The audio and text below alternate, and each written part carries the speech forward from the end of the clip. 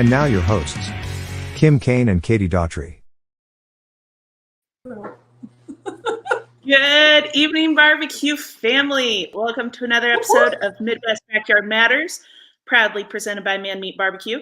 Whether you're in the backyard, out on the driveway, or on the KCBS Backyard competition trail, always remember that backyard matters. Welcome again. This is our last episode for now of the Women in Barbecue Series. We decided to bring the men back to have a nice transition back to them hosting again. I think you've missed it. It's been weird being on the other side of it, I think. But it's also been nice to give the floor to Kim and Katie, and I think they've done an awesome job the last month on the Women in Backyard series. So definitely everybody needs to thank them for doing such a good job and stepping up to the plate in these roles, and just like I said, thanking them for doing such a good job in this series. Yes, thank you, Kim. Thank you, Katie.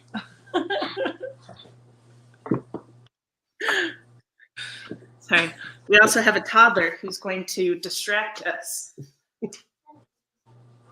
No, I think it's been a great 4 weeks of shows. I think they did great. I think those conversations kind of only could have been had with women talking to other women in barbecue. We didn't want to kind of, I don't know, mansplain or do whatever because it's not our experience. So I think they did a great job. But I know everyone missed me, so I'm happy to be back. Yeah, I think it's one of those things where they didn't do this because they were disinterested women who were like a sideshow to the men doing barbecue. They are just as involved as Ryan and I are, and I think it's just been a really great way to just shed light on women in the conversation. And I think, like I said, this has been a really, really great thing. And like I said, if you guys have really enjoyed this, and we hope you have, just know that this is not going to be the last Women in Barbecue episode in this series. I think we're going to do it like every 4 to 6 weeks. I think we decided that Kim and Katie will come back on and they will host a female pitmaster or another female involved in the barbecue industry in some way, shape, or form. So, like I said, stay tuned, and we'll announce those as they come up down the road. Yeah, because there's definitely way more women in barbecue than I think we even realized. Yeah, we can't. People just came out of the woodworks for on our show. Well, cool. Let's get it in. Let's run down. Do we have any contests this weekend? Yes, and I think these are the correct ones. Yes. The only one, I think. Yeah. Oh, Canada. Yeah, so you guys can go ahead and take it. All right. So barbecue on the bow in Calgary, Alberta, Canada. We've got in first place Blue Rock Smokers. In second, Fantastic Meats and How to Cue Them. Third was Outbound. Fourth was Cameron Q. Fifth was Panther Barbecue. Just Katie, which that's a good name, coming in sixth. 7 was Big Pig Barbecue, and 8 was Half Cocked BBQ. Congratulations to those teams for competing.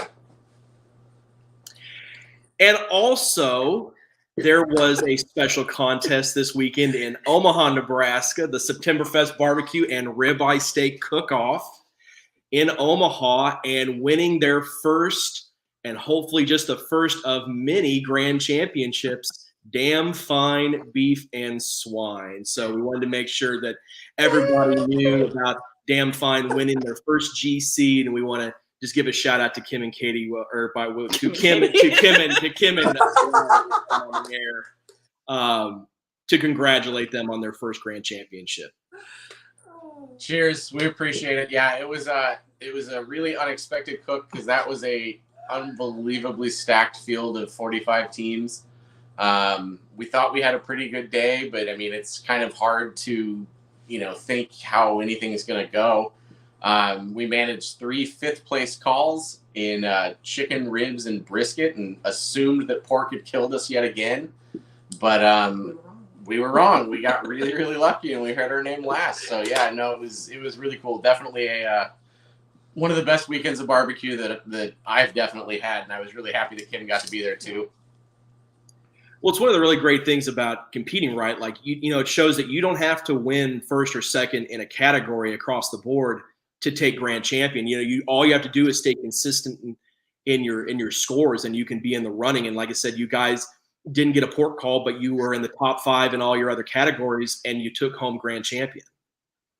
Exactly. I mean, that's kind of the biggest thing between the Backyard Series to the Master Series is that it's a little bit more of a game of averages, right? With the Backyard Series, because it's only 2 meets, you can't, you have to be in the mix on one. You have to get one of those top calls in one to really feel like you've got a shot at the overall. But with the Master Series, you don't necessarily have to place first in any category, as long as you can kind of get your name on there a few times. Or even if you don't, just stay right there. I know our friends also worked out for Q in Excelsior Springs. I don't remember if they got 1 call or no calls, but they were, just outside the top 10 at 11th. And that's out of, almost 50 teams. And it's just one of those things. If you're in the mix, you have a better chance of, coming away with, a good result than being super erratic with super highs and super lows. So I was just glad our pork was just good enough to keep us in the game this time. I'm very happy about that. Absolutely. Well, like I said, no, we are excited as can be for you guys. I know a lot of other people out in the barbecue family are as well. Thank you. Well, So, your team of the year is Backyard Chicken. You want to go ahead and read that one, guys? Yeah. So it's not changed since 2 weeks ago because there was not a competition last week, and there was only that one competition in Canada, and none of these people were there. But we decided to keep you up to date, just so you don't forget. So Backyard Chicken first, Furlong's Smoke and Seafood. Second, Fluffy Butt. Third, Ham Squad. 4's Wee's Groove and Barbecue. 5, Hess Hogs 4. 6, Leela Q. 7th, Rib Life. 8th, Veteran Pork Pullers. 9th, Schmack Q. And 10th, The Fat Is Where It's At. You want to read it? I love that, yeah. All right. In Team of the Year Backyard Ribs, in first place right now is The Fat Is Where It's At. Second is our buddy Weeze with Weeze's Groove and Barbecue. Leela Q comes in third. Robert Jackson with Swinelicious Barbecue in fourth. Wrecking Crew BBQ in fifth. TFS Pit Vipers in sixth. Hickory Hangover in 7. Mispillion Meat Works in 8. Dogpatch Q in 9th, and Furlong Smoke and Seafood back in the top 10. I'm 10th.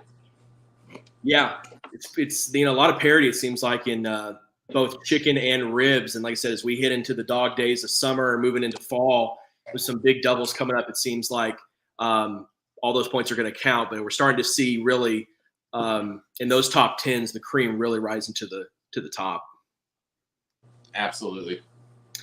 Let's get into our guest tonight. So our guest this evening on Midwest Backyard Matters is the barbecue boss lady herself, Mrs. Susie Bulloch of Hey Grill Hey. Welcome to the show, Susie. Hey guys, thanks for having me. Thanks for being here. So go ahead and tell us about yourself, where you're from, and how you got started in barbecue. Oh, okay. Backstory. It's not like a good villain backstory. It's just like a long, slow progression of, I think, how a lot of us start. You get your first taste of like good barbecue, and then you want to make really good barbecue, and then all of a sudden you have 12 smokers on your back porch. We don't know how it happened. You blacked out for 5 years, and here we are. No, so I actually started in the content writing world on digital media, and Hey Grill Hey really started as a food blog. I wanted a way to write and share my recipes online. I ended up with a job working for a company that manufactured wood-fired cookers. This was over a decade ago, and at that point, not a lot of recipes were digitized. There weren't a lot of places you could go on the internet and find tips, tricks, and recipes for cooking barbecue outside of a forum. Forums were really, really big in those days. People were kind of online swapping, but you had to join. It was a whole thing. And there weren't a lot of people writing content, writing recipes, teaching you how to cook barbecue in your backyard. There was still a big barrier of entry, a lot of gatekeeping. Rub recipes were hidden and highly guarded. Sauce recipes were coveted and locked under, copyrights and trademarks, and they weren't shared. And so as a newbie getting into the barbecue space, I didn't know where to go for information. Luckily, I was working for this company that they just wanted me to help them turn the recipes into digital content. So I got to cook recipes all day on real wood-fired smokers, which is not something that I had really been exposed to growing up. And I just fell in love with it. I fell in love with everything about it. Not just the food that I was cooking, but the way that it kind of changed the lifestyle of my family. It was really interesting. Our kids' friends would come over and play in the afternoons, and their parents were just so happy to come pick them up at 6 o'clock and see what was cooking on the smoker. They were like, man, well, yeah, no, I'll swing by and get them on the way home. No, it's fine. Ribs today? Is it ribs? And so it kind of started to expand our own little community just in our neighborhood, and then to our family, extended family, and it started to grow. And I really loved what that culture did for our family culture. And, Utah is where I live. We don't have a huge history of barbecue out here, but we do have big families, and we love to get together, and we love to eat food, and we love to cook for a lot of people. And barbecue just fits so nicely into that, because when you're cooking for a crowd, barbecue, I think, is the way to go. So that's kind of how I fell in love with the world of barbecue and recipe development and testing. And after I stopped working for that company, I realized I only ever want to write barbecue recipes. Like, that's, if I could make up a pretend job for myself, that's what it would be. And turns out it doesn't exist. So I decided to make it up for myself. And that's how Hey Grill Hey was born. I started sharing my recipes online. To date, I have almost 600 recipes on the Hey Grill Hey website, either grilling or smoking related. Everything from appetizers to desserts, rubs, sauces, you name it. Like, there really is no hidden secrets. I share everything. And my goal is to help you at home make better barbecue so you can feed the people you love. And we like to say we're helping everyone become a backyard barbecue hero, because I really think there is that awesome visual of, being the person with the tray of meat, and you put that down in front of your family, and, the cape's blowing behind you and the praise is oncoming. Like, that's what we live for. I know you guys do a lot of competition barbecue. I think it's akin to having your name called last. You want that moment. You want the walk. I want that feeling for everybody in their own backyard. So that's the goal of Hey Grill Hey. Started sharing recipes, and it's kind of grown from there into, I always say it's the best job I ever made up for myself, because I did. But we have our own line of rubs and sauces now. I have an online barbecue school and community called the Grill Squad, where I really get to go in depth. We do live videos every month, and I have long extended classes teaching you how to cook different barbecue meats and stuff like that at home. So it's pretty awesome. No, that's great. So did you guys cook any competitions at all before you dove into that world of social media, or did you already just kind of transition from your previous job into the social media world of barbecue, and then kind of got into competitions down the road? How did that exactly pan out? Competitions were never really on the table for us, even to this day. Like, we'll go hang out with friends at competitions. We're coming to the Royal in a couple weeks. We've been to Memphis in May, but it's never as the Hey Grill Hey team. And we really don't market a lot of our products or recipes to competition teams. It's very much for the backyard, the home enthusiast. So we love the energy of the competition circuit, but it's not something that we have really sought out. When I first started, it was kind of difficult, because I honestly am like, why would anybody listen to me for any reason whatsoever? There was definitely some imposter syndrome, despite having a couple years of recipe testing for really big national brands, cooking recipes for big national brands, creating recipes for, I had that backstory, but every recipe I ever published was under their brand name. So nobody knew that it was me writing the recipes. And I didn't have the competition background. I didn't have a restaurant. I didn't have a cookbook, any of the credentials that you would typically look at in the barbecue space to say, oh yes, this person's legitimate. I had none of those. I was completely illegitimate in every way that you can imagine, but I was really good at writing recipes. And I knew that I could write recipes, not just that tasted great, but that would be really successful for people to be able to follow. I don't know why. Maybe because I'm a little bit slow, but I could write recipes for people that like, oh yeah, I can do that. Like, it's easy. I also think because I'm a mom and I'm cooking for a crowd, a lot of the times that I'm cooking for young kids, like, I know what things taste like, and I know how to make them taste good. And I know we only have so much time, and I know we only want to follow so many steps. So that's, I don't know. I started with no credentials and no competition barbecue experience and nothing that would recommend me to anybody other than what I just think it was like the proof was in the pudding. People would cook my recipes and go, oh crap, it worked. And then they'd come back for another recipe. And that's really how we built the entire business and the entire brand. And yes, we've showed up and competed. And since then, I've gone on to do some amazing things. I had my own Food Network show. I taught Shaq how to spatchcock a turkey. Like we've done some competitions. I competed in a beef ancillary in Memphis in May and took 6th. I was tied for 3rd, but it landed in 6th the way that they do but you know, we've done some really cool things, but the reality is that I just made it up as I went along, and I think that's what we all do, really. But no, the competition world is still a little bit of an enigma to me, but I love the energy of it all, and I love the pace of it all, and I love being there when people are in their element and cooking. And so we try to show up to a couple barbecue competitions to say hey to friends and all of that stuff. But really, that's kind of the funny thing about barbecue is I think there's a few people who you'd consider kind of that barbecue royalty, right? Who have that pedigree or grew up in it and their dads did it. But for most of us, we're just random people who started cooking in our backyards and ended up kind of falling in love with it. And you've made a career out of it. And, you know, we've made this hobby into basically our full-time, I guess, our full-time hobby. When we can, and it's our group of friends. It's, you know, it's that community that we've all built through it, but none of us had the credentials when we started. No. So it's kind of one of those things. And it's that kind of segues into our next question is like, you felt like you didn't have those credentials, but you've got a massive following online, right? 100,000 plus subscribers with YouTube, Facebook, all of this and that.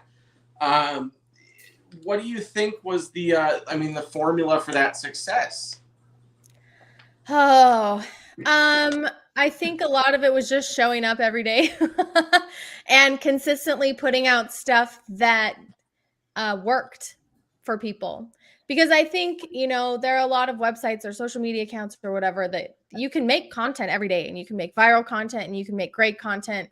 The reason that we've been able to make it into a career that supports my family, and there's 7 full-time employees on our team and a bunch of part-time employees. We have a warehouse staff. Like, a lot of these things are only possible because we were able to build it into a business, you know, that we could really support ourselves and support our team and support our families. And I hope that the following came organically. We've never like bought subscribers or anything. I think a lot of it is just like, they literally saw a recipe and it worked, or they saw a video and it turned out when they tried it at home.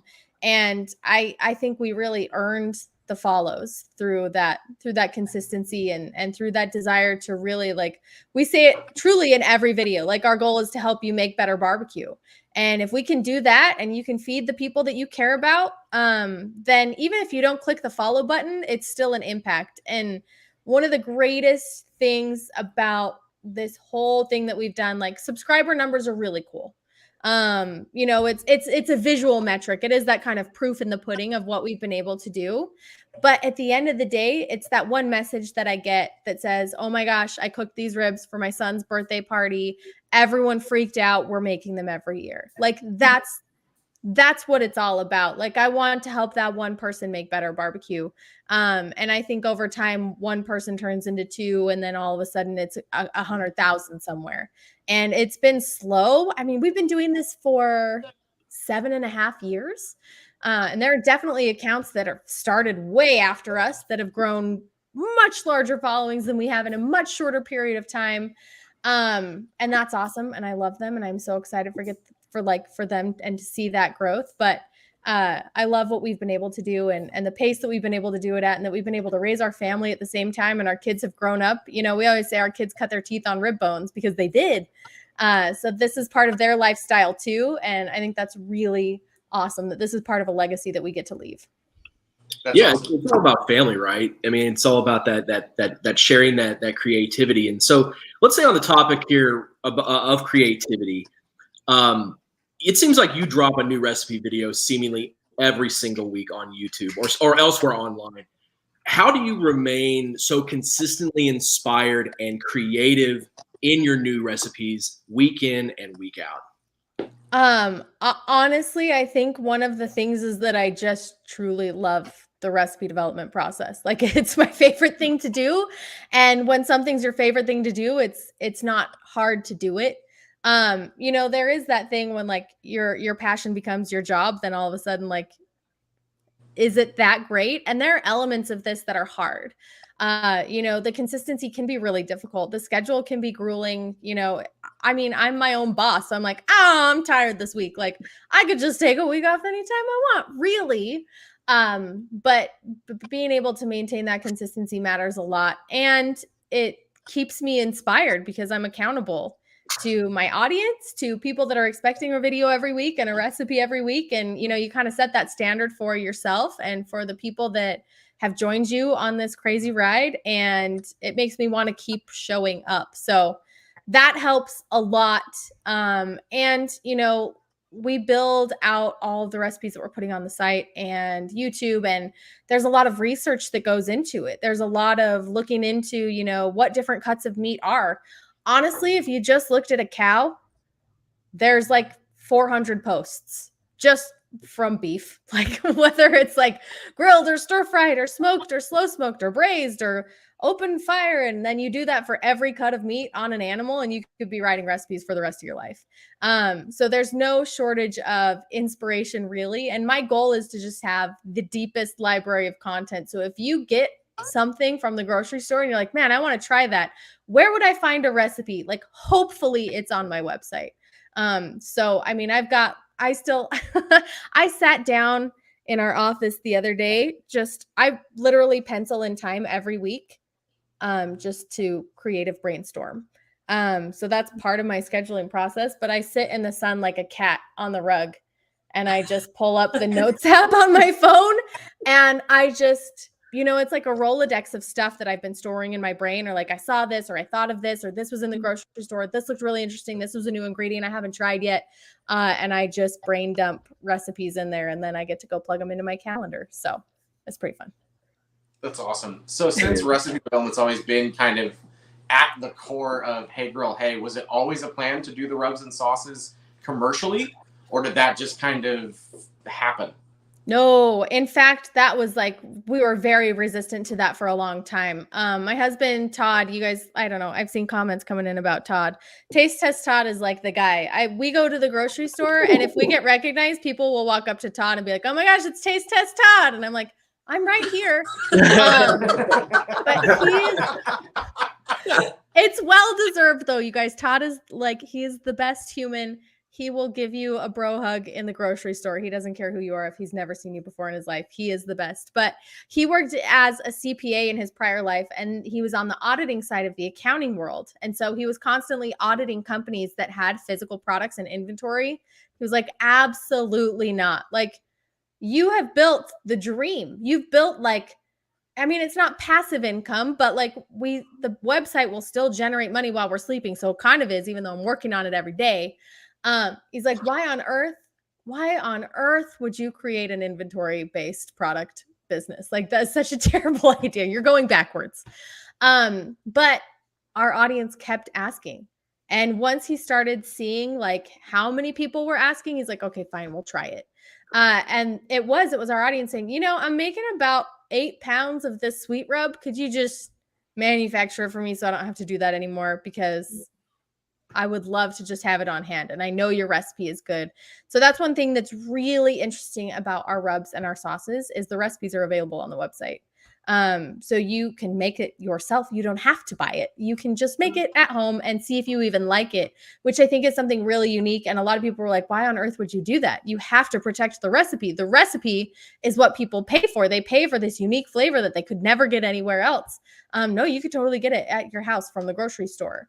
And, but people wanted that convenience and they wanted to be able to support our brand and support us by buying our products. And so once Todd started seeing, the questions coming in, can you please make this? I finally convinced him. We dipped our toes in. I think our first run, we just did like 300 bottles of each flavor. And we launched it a week before Christmas a few years ago. And I was like, this is it. Like, get it or don't. I don't know if we're ever doing this again. It was so much work. I don't think we're going to make any money on this first run. It really, because when you do small runs, it's so pricey. And the development costs are so high that we were like, if we sell every single one of them, we will break even.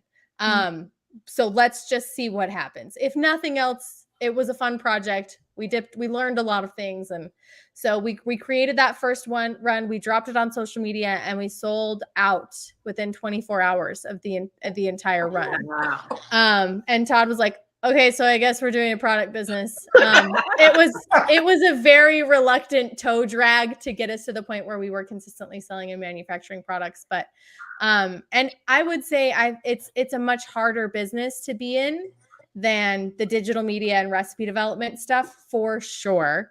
But it is incredibly gratifying. Very similar to the messages I get when somebody cooks a recipe of mine and shares it with their family.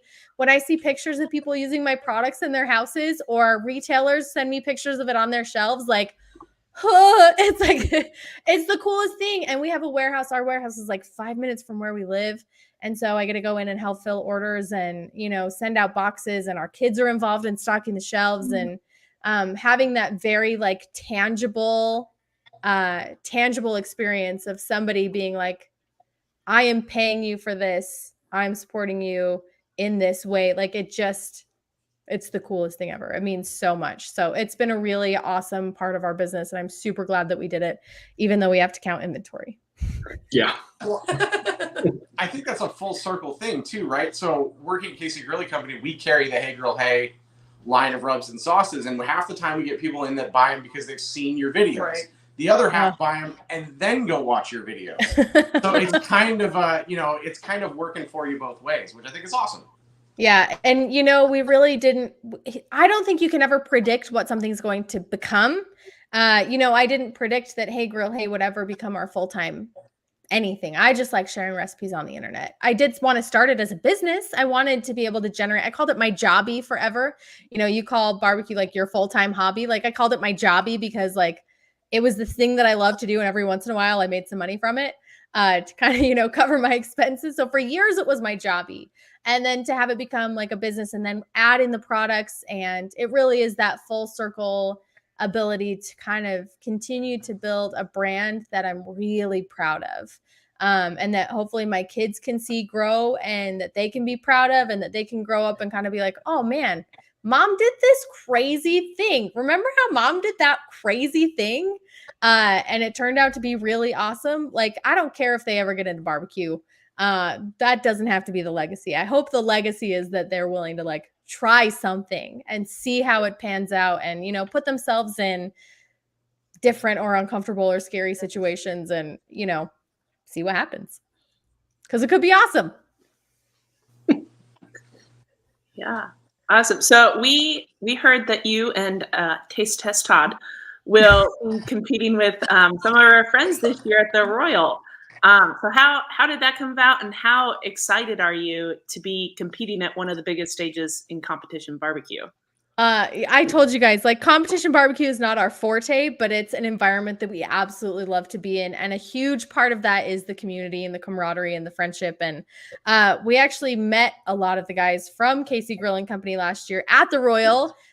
We really hadn't met a lot of them before in person. And I think events like that really give you the opportunity to like see people, because so much of what we do is digital, especially the last couple of years, where we weren't having in-person events, and to be able to show up and to meet so many new people. And anyway, so we're super excited to come back, deepen those relationships, and hopefully I don't make everybody disappointed in me with my lack of competition experience. Hey, we're looking forward to having you. It's going to be a good time no matter what. And honestly, Todd is so good at doing dishes. So worst case scenario, we can contribute with the cleanup. We will be the cleanup crew if all else fails. Everybody needs a you just see that little motivational speaker when it's all going down. So that's awesome. Yeah, we can do that. I am great at a pep talk.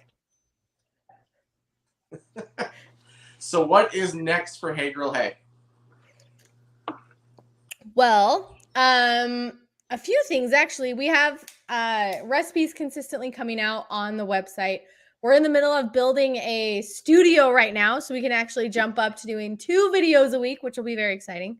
But beyond that, we're rolling out 2 new products in the next couple of weeks. I have a Carolina style mustard sauce and a rib rub that will be coming out. I'm very excited about both of those. You know, Carolina mustard sauce is super specific. It's a very regional flavor, but I'm hoping we can expose a lot more people to it by having products available online. And because our reach is a lot more national and international, I think a lot more people can be exposed to these really fantastic flavors that are great with pork and a bunch of other stuff. So that one's I'm super excited about. And then we are also coming out with a turkey kit for Thanksgiving. So it's going to have everything in it, from a brine to a turkey rub that is very delicious. And I worked my butt off. This is a question I get a lot, is like, when we're testing recipes, how often do you have to test them? Sometimes once, sometimes 8 times. We're doing a cranberry barbecue glaze that we're sending out with our turkey kits, and they're fantastic. And it took me so much work to get it dialed in to exactly where I wanted it. But it is like, whether you serve it on the side or whether you don't see a lot of like glazed turkeys for the holiday. Yeah. But it is the prettiest turkey with the cranberry glaze over the top of it. It's phenomenal. So that's coming out. I'm super excited. And then we have a couple new pit master classes for our online barbecue school and community called the Grill Squad. So we're going to be doing a turkey class for people and a prime rib class. So That's awesome. That'd be awesome. lots of stuff all the time, but all good things. Yeah, so we want to let That's people super know, exciting. people are asking who she's competing with. She will be competing with the Kansas City Grill Company team at this year's Royal. So if you guys are out there at the Royal, I know Kenny and I aren't competing at the Royal, but we're definitely going to stop by to meet you and to meet all of our friends that are competing out there. And Yeah. so if you guys are at the Royal, I'm sure that she would love for you guys to come up and introduce yourself and talk. Because like I said, Yes. the Royal, I've never been, but I've heard it's an unbelievable experience. And honestly, I think that's what we're going for, is we're like, yeah, we're going to cook food and do our best, but also friends. Come say hi. Yeah, that'll be awesome. We may have to talk about that turkey for yeah. Sunday's ancillary, because that sounds really good. Okay, I will bring out. Are they doing turkey? Yeah, Again there's a this year? turkey smoke on Sunday. So I kid you not, the beginnings of this cranberry barbecue sauce glaze started last year at the Royal. So I made an early version of it. Like I say, it required a lot of tweaking. It's taken me about a year. I've tried different versions of it on and off with different. Anyway, but it started last year at the Royal. So, yep, we're going to get better. Big things coming, people. Big look things out. coming. Watch Casey out. Graham First place Company at the Jam Royal. Friday. Hey, girl, hey, coming at It's turkey time. you. Turkey time. Ooh, I like that. No, that's great. So, well, Susie, do you have anything else to leave our audience with tonight before we let you go? Oh, geez, like words of wisdom or what? What do you want? Words of wisdom, or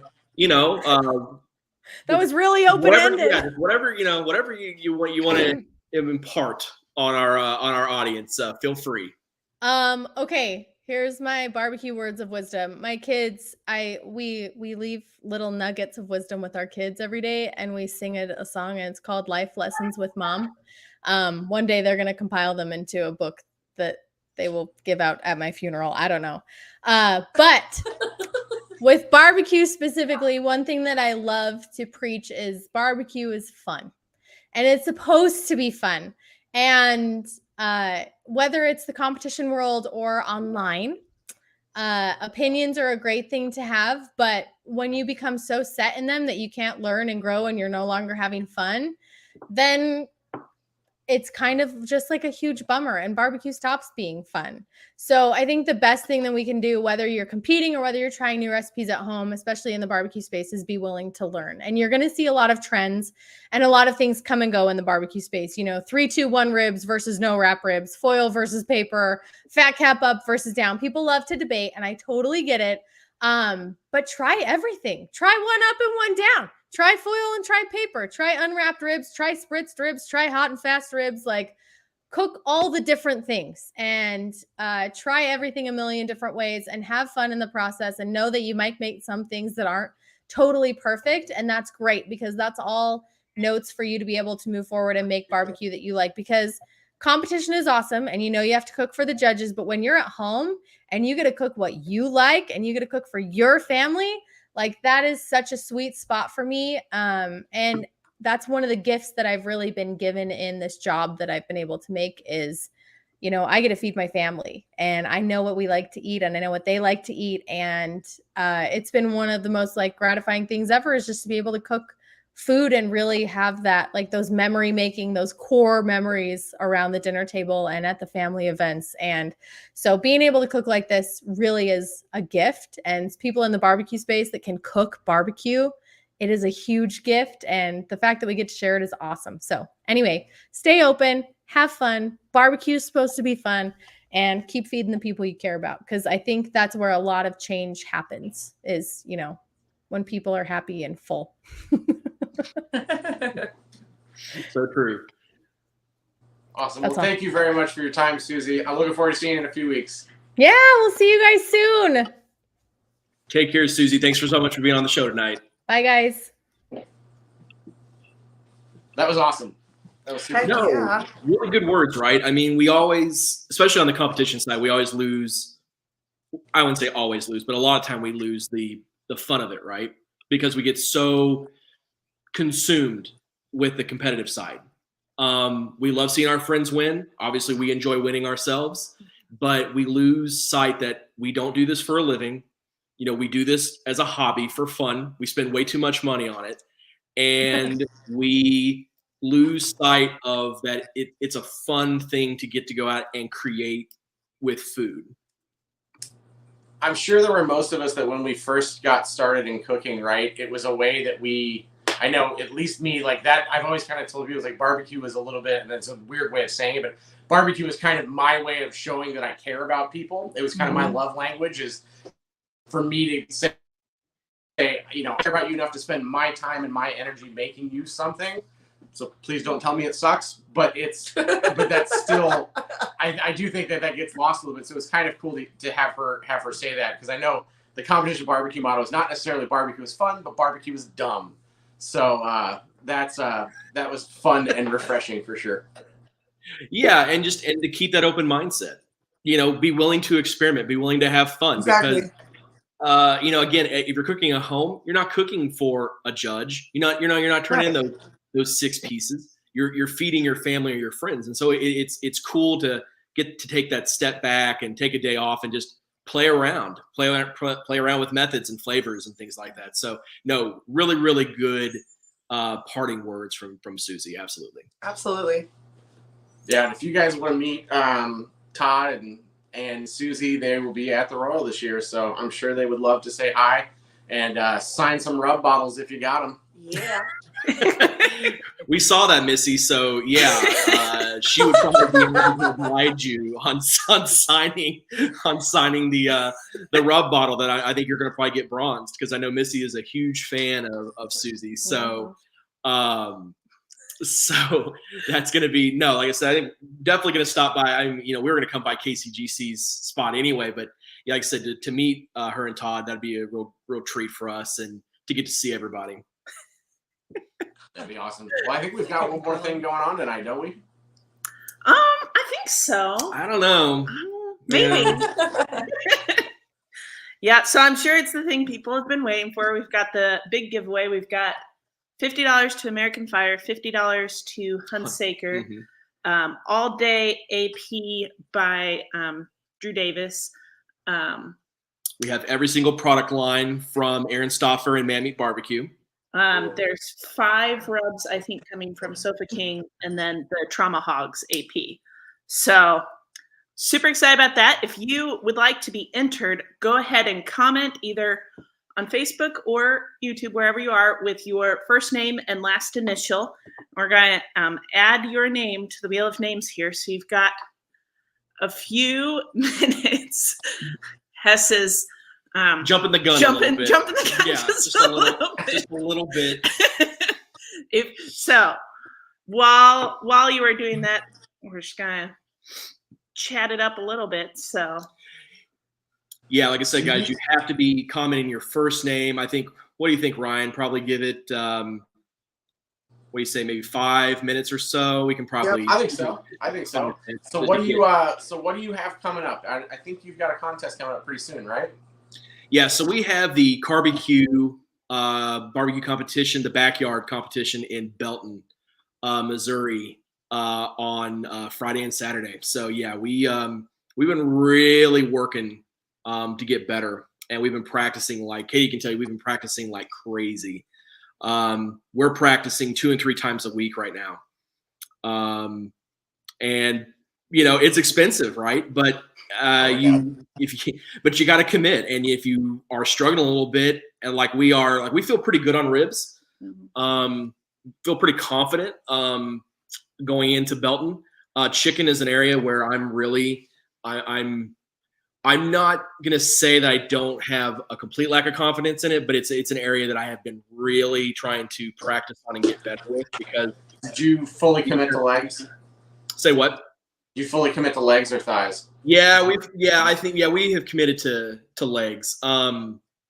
I told myself that if I had one more, I probably should not do this, but I told myself if we have one more bad practice with legs, I'm going to just kamikaze it right back into thighs. And for this comp, because like I know exactly like what our process is on that.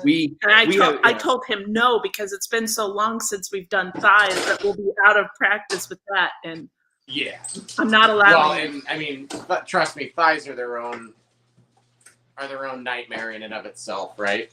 Like this past weekend, at some point my timeline on chicken got off, and I kind of was spinning my wheels for a little bit and wasn't really sure why. And I kind of figured out that last year I was not injecting chicken. I was just brining. And at the beginning of this year, I started injecting as well as brining, because I always felt like the chicken was decent, but it could always use a little bit more moisture, a little bit more flavor. Yeah. I wasn't accounting for the fact that had weight to it, and it was adding weight to the chicken, which was in turn messing up the timeline. So we weren't hitting our finishing temps that I was normally looking for, because the thighs weighed, I'll just say an ounce or two more than what they did before. I don't really know. And so it's taken a few contests to kind of dial back in that timeline. It's almost 20 minutes earlier now that I put chicken on than what I did at the beginning of the year. Mm-hmm. So that's one of those things. You just kind of practice what you practice and you practice and you practice until you know that. But yeah, I mean, if you guys have been practicing with legs, I would stick with legs. And we completely overhauled our methods, right? Because we went to the OG Bandits, camp for competition chicken legs. And I mean, like, it's one of those things where we had a couple practices, and I mean, we nailed it, right? Like they were lights out. Then we had a practice last weekend, and it was like, I could not believe how bad the skin was. Like it was like the toughest. I scraped them down translucent. I thought they were perfect on the skin. Bit into it, and it was like wax paper. I mean, I was incredibly mad, and I was just like, what happened? Like, I go from them being totally competition worthy to not. And so we kind of looked into our variables, and there were some things that we had done a little bit differently on that other round of chicken legs. And so we're going to go back to that tonight, and hopefully get back on track. Now our rib practice has been consistently good. Mm-hmm. So I feel really confident with ribs. Yeah. But chicken, yeah, it's just one of those things where I'm just getting a little frustrated with it, but I think it's user error, and I'll calm down and it'll be fine. Katie. So are you cooking 3 or 4 slabs of ribs? Calm down. Awesome. Well, I think the commenting with names has slowed down. So if we go too much longer, we might get people angry at us. Yeah, I say we go ahead and do it. All right. Here is, hopefully without glare, so you all can see. We're a very high-tech operation. Yeah. I tried to share the screen and it didn't work. I like this way better. Yeah. And your winner is whoever Katie tells us, because I can't read the screen. In the yellow, I can't see it either. Robert J.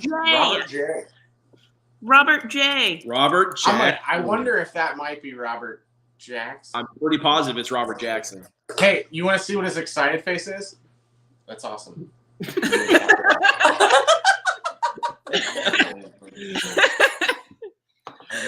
So, Robert J., go ahead and send either. He never seems like he is.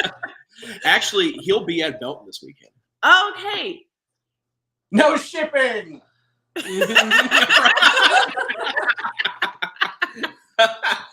Yeah, I mean, exactly. I didn't even. Yeah, like it just hit me. I was like, wait a minute. We're not going to have to spend any money on shipping because I'll see him this weekend. So there we go. Sweet. So, Robert, if you just want to go ahead and message us, and We'll have it all boxed up and we'll bring it down on Friday. hook you up with that. Congratulations to Robert. Thank you again to Susie for being on the show. Thank you, Kim and Katie, for taking over for the last 4 weeks. I hope everyone enjoyed the content. We'll definitely be doing it again. Next week, you are back to My Ugly Face and Zach. We will announce who we're interviewing a little bit later this week. We're firming up some details right now, but I hope you guys are looking forward to it. Yeah, absolutely. Like I said, it's going to be nice to get back. But again, Kim and Katie have done an unbelievable job in this series. And we have even had some people, you guys know this, we've had some people say that they should split off and have their own show. Barbecue Wives Matter, the podcast. Yeah, the Barbecue Wives Matter podcast. I don't know if they have any plans to do that, but we had a couple weekends ago, we were at Bree and Brad's, and they were like, "Oh yeah, they should totally split off and have their own show." And I was just like, "Oh, sad face. They don't want Ryan and I."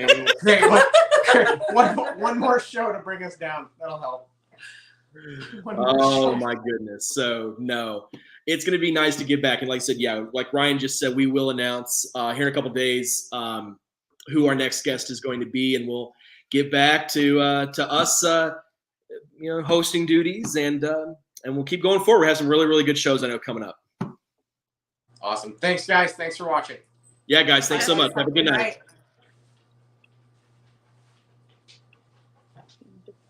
And we're still here. Midwest Backyard Matters, brought to you by Man Meat BBQ. Additional sponsors: American Fire Barbecue and Grilling Supply, Sofa King Awesome Barbecue, Trauma Hogs Barbecue, and Hunsaker Smokers.